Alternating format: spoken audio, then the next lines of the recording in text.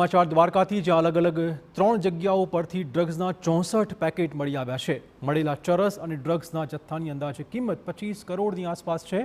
વાછુ ગોરિંજા વિસ્તારના દરિયાકાંઠેથી ફરીવાર ચરસનું પેકેટ મળી આવ્યું છે।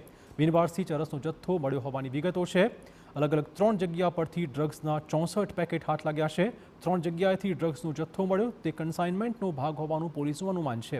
દ્વારકા પોલીસ દ્વારા FSLની મદદથી કાર્યવાહી શરૂ કરાઈ છે। हाल આપણે ઉભા છે દ્વારકાના દરિયા કિનારે। જો વાત કરવામાં આવે તો આજે સવારના બરડિયા દરિયાઈ વિસ્તારની અંદરમાં આશાપુરા માતાજીના મંદિરની પાછળ ચરસનો એક મોટો જથ્થો મળી આવ્યો હતો।